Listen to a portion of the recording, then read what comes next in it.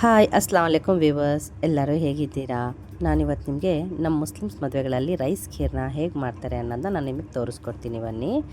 ಮೊದಲಿಗೆ ನಾನು ಅರ್ಧ ಲೀಟರ್ ಹಾಲನ್ನ ತೊಗೊಂಡಿದ್ದೀನಿ. ಅಕ್ಕಿ ಒಂದು ಚಿಕ್ಕ ಬೌಲಲ್ಲಿ ನಾನು ನೆನೆ ಇಟ್ಟಿದ್ದೀನಿ. ನಾನು ಅದನ್ನು ನೋಡಿ, ಇದು ಅಕ್ಕಿನ ನೆನೆ ಇಟ್ಟಿದ್ದೆ. ಇದು ಮಿಲ್ಕ್ ಮೇಡ್, ಹಾಗೆ khoa, pumpkin seeds and watermelon seeds, ಮತ್ತು ಗೋಡಂಬಿ, ಕಸ್ಟರ್ಡ್ ಪೌಡರ್,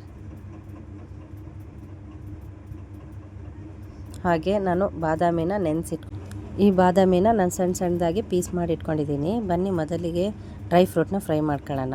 ಇದು 3-4 ಟೇಬಲ್ ಸ್ಪೂನಷ್ಟು ನಾನು ತುಪ್ಪ ಹಾಕಿದ್ದೀನಿ. ಈ ತುಪ್ಪನ ನೀವು ಜಾಸ್ತಿ ಬಿಸಿ ಮಾಡಿ ಇದಕ್ಕೆ ನೀವು ಡ್ರೈ ಫ್ರೂಟ್ಸ್ನ ಹಾಕೋಕ್ಕೆ ಹೋಗಬೇಡಿ, ಯಾಕಂದರೆ ತುಂಬ ಡಾರ್ಕ್ ಬ್ರೌನ್ ಆಗೋ ಚಾನ್ಸಸ್ ಇರುತ್ತೆ. ಲೈಟಾಗಿ ಬಿಸಿ ಆದರೆ ಸಾಕು. ನೀವೆಲ್ಲ ಡ್ರೈ ಫ್ರೂಟ್ಸ್ನ ಹಾಕಿಬಿಟ್ಟು ಇದನ್ನು ಫ್ರೈ ಮಾಡ್ಕೊಳ್ಳಿ. ಜಾಸ್ತಿನೂ ಫ್ರೈ ಏನು ಮಾಡೋಕ್ಕೆ ಹೋಗಬೇಡಿ, ಒಂದು ನಿಮಿಷ ಫ್ರೈ ಮಾಡಿದ್ರೆ ಸಾಕು. ಮತ್ತು ನೋಡಿ ಫ್ರೆಂಡ್ಸ್, ಈಗ ನಾನು ಬೇರೆ ಕಡಾಯಿನಲ್ಲಿ ನಾನು ಹಾಲು ಹಾಕ್ತಾಯಿದ್ದೀನಿ. ನೀವು ಕುಕ್ಕರಲ್ಲಿ ಬೇಕಿದ್ದರೂ ಇದನ್ನು ಮಾಡ್ಕೊಳ್ಳಿ, ಬೇಗ ಬೇಯುತ್ತೆ. ನೀವು ಕುಕ್ಕರಲ್ಲಿ 2-3 ವಿಜಿಲಿಟ್ಟರೆ ಬೇಗ ಆಗುತ್ತೆ, ಅನ್ನ ಬೇಗ ಬೆಂದೋಗುತ್ತೆ ತುಂಬ ಈಸಿಯಾಗಿ. ನೋಡಿ, ನಾನು ಕಡಾಯಿನಲ್ಲಿ ಮಾಡ್ತಿರೋದ್ರಿಂದ ಇದನ್ನು 5-6 ನಿಮಿಷ ನಾನು ಹಾಗೆ ಮುಚ್ಚಿಟ್ಟಿದ್ದೆ. ನೋಡಿ ಫ್ರೆಂಡ್ಸ್, ಈಗ ಇಷ್ಟು ಅನ್ನ ಬೆಂದಿದೆ. ಇನ್ನೂ ನಾನು ಮುಂದಕ್ಕೆ ಹೋಗ್ತಾ ಇದು ಇನ್ನೂ ತುಂಬ ಚೆನ್ನಾಗಿ ಬೇಯುತ್ತೆ. ಆವಾಗ ಒಳ್ಳೆ ಟೇಸ್ಟ್ ಕೊಡುತ್ತೆ ಈ ಸ್ವೀಟು. ಬನ್ನಿ ಫ್ರೆಂಡ್ಸ್, ಇದಕ್ಕೆ ಮೊದಲಿಗೆ ನಾನು ಶುಗರ್ ಹಾಕೋಣ. ಅಂದರೆ 1 ಬೌಲ್ ನಾನು ಶುಗರ್ ತೊಗೊಂಡಿದ್ದೆ. ನಿಮಗೆ ಎಷ್ಟು ಸ್ವೀಟ್ ಬೇಕು ಅನಿಸುತ್ತೆ ರಿಕ್ವೈರ್ಡ್ ಆಗಿ ನೀವು ಅಷ್ಟು ಸ್ವೀಟ್ನ ನೀವು ಹಾಕ್ಕೋಬಹುದು. ನನಗಿಷ್ಟು ಸಾಕು ಅನ್ನಿಸ್ತು, ಹಾಗಾಗಿ ನಾನು ಹಾಕಿದ್ದೀನಿ. ಹಾಕಿಬಿಟ್ಟು ಇದನ್ನು ಮಿಕ್ಸ್ ಮಾಡಿ ಕ್ಲೋಸ್ ಮಾಡಿಡಿ. ಇದು ಮತ್ತೆ 1-2 ನಿಮಿಷ 3 ನಿಮಿಷ ಇದನ್ನು ಬೇಯಕ್ಕೆ. ಇದು ಎಷ್ಟು ಅಕ್ಕಿ ಹಾಲಲ್ಲಿ ಬೇಯುತ್ತೋ ಅಷ್ಟು ಟೇಸ್ಟ್ ಕೊಡುತ್ತೆ. ಮತ್ತು ನಾನು ಕಸ್ಟರ್ಡ್ ಪೌಡರ್ ನಾನು ತೊಗೊತಾ ಇದ್ದೀನಿ.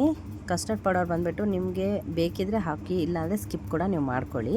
ಇದನ್ನು ನಾವು ನಮ್ಮ ಮನೇಲಿ ಹಾಕಿದ್ರೆ ತುಂಬ ಇಷ್ಟಪಡ್ತಾರೆ, ಹಾಗಾಗಿ ನಾನು ಹಾಕೋತಾ ಇದ್ದೀನಿ. ನೀರು ಅಥವಾ ಹಾಲಲ್ಲಿ ಇದನ್ನು ನೀಟಾಗಿ ಮಿಕ್ಸ್ ಮಾಡ್ಕೊಳ್ಳಿ.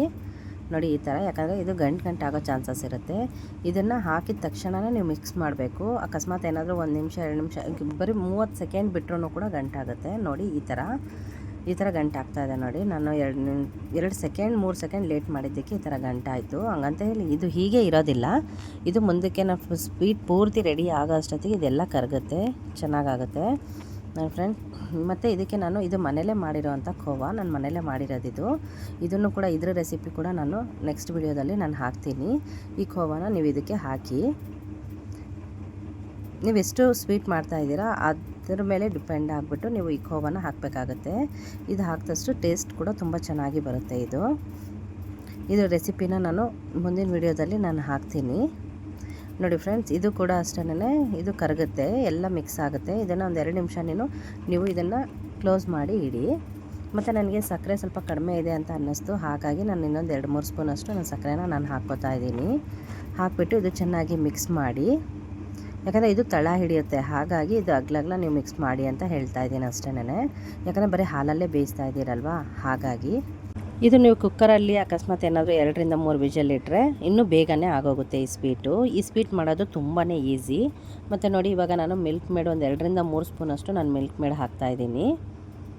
ಈ ಮಿಲ್ಕ್ ಮೇಡು ಕೂಡ ಅಷ್ಟೇ ನಿಮ್ಮ ಮನೇಲಿ ಮಾಡ್ಕೋಬಹುದು. ನಾನು ಅದ್ರ ವಿಡಿಯೋ ಕೂಡ ನಾನು ಮುಂದಕ್ಕೆ ಹಾಕ್ತೀನಿ. ಈಸಿಯಾಗಿ ಮನೇಲಿ ತುಂಬ ಕಡಿಮೆ ಖರ್ಚಲ್ಲಿ ನೀವು ಮಿಲ್ಕ್ ಮೇಡನ್ನ ರೆಡಿ ಮಾಡ್ಕೋಬಹುದು. ಮನೇಲೇ ಹಾಲಿನ ಪೌಡರಿಂದ ನೀವು ಮಾಡ್ಕೋಬಹುದು, ಅಥವಾ ಹಾಲಿಂದ ಮಾಡ್ಕೋಬಹುದು. ನೀವು ಮಿಲ್ಕ್ ಮೇಡನ್ನ ಹೇಗೆ ಬೇಕಿದ್ರೂ ಮಾಡ್ಕೋಬೋದು. ನಾನು ತೋರಿಸ್ಕೊಡ್ತೀನಿ. ಬನ್ನಿ ಫ್ರೆಂಡ್ಸ್, ನಾನು ಡ್ರೈ ಫ್ರೂಟ್ಸ್ನ ಫ್ರೈ ಮಾಡಿ ಇಟ್ಕೊಂಡಿದ್ದಲ್ಲ, ಇದನ್ನು ನಾನು ತುಪ್ಪದಿಂದ ಹೊರಗಡೆ ತೆಗೆದಿಟ್ಟಿರಲಿಲ್ಲ. ವಿತ್ ತುಪ್ಪದ ಜೊತೆಗೆ ನಾನು ಹಾಗೇ ಇಟ್ಟಿದ್ದೆ. ಅದನ್ನೆಲ್ಲ ಸೇರಿಸಿ ತುಪ್ಪದ ಜೊತೆಗೆ ಸೇರಿಸಿ ಡ್ರೈ ಫ್ರೂಟ್ಸ್ನೆಲ್ಲ ನಾವು ಹಾಕ್ತಾಯಿದ್ದೀನಿ ಈಗ. ನೋಡಿ ಫ್ರೆಂಡ್ಸ್, ಹಾಕಿಬಿಟ್ಟು ಇದನ್ನು ನೀಟಾಗಿ ನೀವು ಮಿಕ್ಸ್ ಮಾಡಿ. ನೋಡಿ ಫ್ರೆಂಡ್ಸ್, ಹೀಗೆ ನೀಟಾಗಿ ಮಿಕ್ಸ್ ಮಾಡಿ 3-4 ಟೇಬಲ್ ಸ್ಪೂನಷ್ಟು ನೀವು ತುಪ್ಪ ಹಾಕಿದ್ರೆ ಇದು ತುಂಬ ಒಳ್ಳೆ ಟೇಸ್ಟ್ ಕೊಡುತ್ತೆ. ಈ ಕನ್ಸಿಸ್ಟೆನ್ಸಿಲಿ ಇರಬೇಕು ನಿಮಗೆ. ಗಟ್ಟಿ ಕನ್ಸಿಸ್ಟೆನ್ಸಿ ಅಕಸ್ಮಾತ್ ಆಯಿತು ಅಂತಂದರೆ ನೀವು ಸ್ವಲ್ಪ ಹಾಲನ್ನ ಬಿಸಿ ಮಾಡಿ ನೀವು ಹಾಕ್ಕೋಬಹುದು. ಮತ್ತು ಕ್ಲೋಸ್ ಮಾಡಿ 1-2 ನಿಮಿಷ ಇಡಿ ಇದನ್ನು.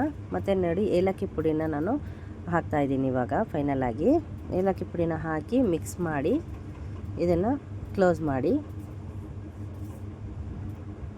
ಇಡಿ. ಫೈನಲ್ಲಾಗಿ ನಾನು ಮಾಡಿರೋವಂಥ ಸ್ವೀಟ್ ರೆಡಿ ಆಗಿದೆ. ನಿಮ್ಗೇನಾದರೂ ನಾನು ಮಾಡಿರೋ ಸ್ವೀಟ್ ಇಷ್ಟ ಆದರೆ ಶೇರ್ ಮಾಡಿ, ಕಮೆಂಟ್ ಮಾಡಿ, ಲೈಕ್ ಮಾಡಿ, ಮತ್ತು ಸಬ್ಸ್ಕ್ರೈಬ್ ಮಾಡ್ಕೊಳ್ಳೋದನ್ನು ಮರಿಬೇಡಿ. Thank you friends, thank for watching.